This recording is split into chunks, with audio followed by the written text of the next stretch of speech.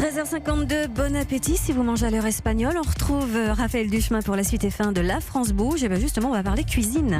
Oui, si on faisait appel à nos grands-parents pour cuisiner, c'est la solution, Elisabeth.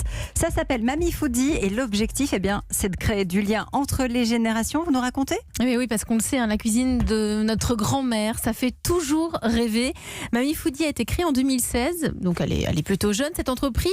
Mais malgré son jeune âge, ce sont des personnes bien expérimentées qui sont derrière les fourneaux. Ce sont ce que l'on appelle des seniors. L'idée, c'est de servir à ses clients une cuisine de grand-mère. Et pour être en phase avec ce concept, cette entreprise ne recrute que des seniors. On est donc face à une entreprise sociale et solidaire, en étroite relation avec les petits frères des pauvres, et elle permet aux personnes âgées non seulement d'avoir un complément de revenu, mais aussi de sortir de leur solitude tout en cuisinant. Bonjour Valentine Foussier. Bonjour. Merci d'être avec nous. Vous êtes la fondatrice de Mamie Foodie. Mamie Foodie, c'est parti de quoi ? Comment est-ce que vous avez eu l'idée ? Alors, Mamie Foodie, c'est un projet qui est né pendant nos études en entrepreneuriat à l'ESCP Europe avec ma cofondatrice Johanna. Et en fait, on est parti du constat que on avait de moins en moins l'occasion d'échanger avec des seniors et qu'ils ont vraiment un savoir-faire à transmettre. Et donc voilà, on a voulu recréer du lien entre les générations par le biais de la cuisine. Alors comment ça se passe très concrètement ? Vous avez recruté une quinzaine de personnes, des seniors. Comment vous y êtes pris ? Tout à fait. Alors on a commencé au fur et à mesure, ça n'avait pas été facile, mais c'est pour ça qu'on a été en partie accompagnés par les petits frères des pauvres qui nous ont aidés à rencontrer des seniors qui aimaient cuisiner. Et donc après, on goûte leurs recettes, on fait un événement avec eux, et si tout se passe bien, ils rejoignent l'aventure. Donc le but, c'est de permettre à ces seniors de gagner un revenu complémentaire de retraite et sortir de l'isolement. Et ils sont donc tous rémunérés pour leur travail, et ils sont auto-entrepreneurs. Donc ils viennent chez un particulier ou dans un restaurant d'entreprise ? Alors non, pas tout à fait. En fait, on fait tout en interne. On a notre laboratoire culinaire qui est situé dans le 11e arrondissement de Paris. On a nos fournisseurs auprès de qui on passe les commandes. Ils sont accompagnés en cuisine par notre chef de cuisine afin de les aider pour pas que ce soit trop fatigant. Et après, on livre tout sur le lieu de l'événement. On installe le buffet et les grands-parents sont là pour faire le service et rencontrer les participants. Aussi.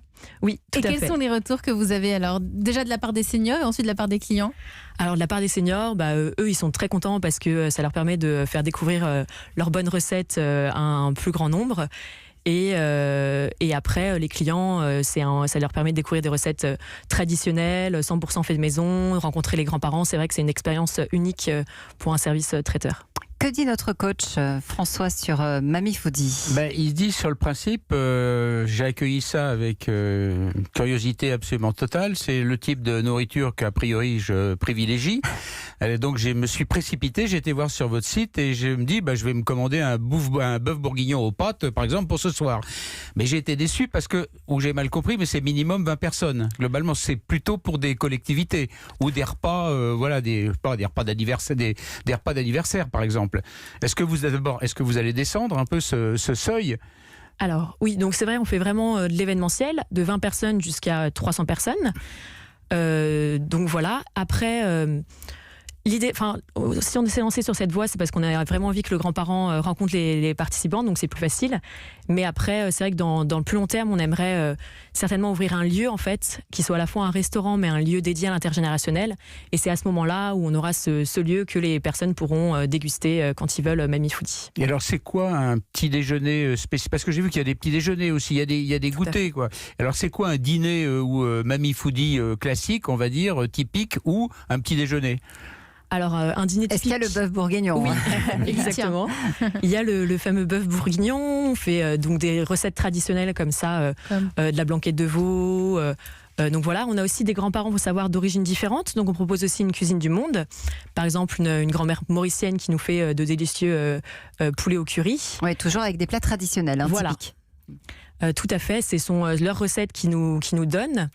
Et après, pour les petits déjeuners, ça va plus être des bons gâteaux de grand-mère, des tartes aux fruits, des choses comme ça. Alors, vous parliez de compléments de revenus. Ces personnes perçoivent... J'imagine qu'il y a une majorité de femmes.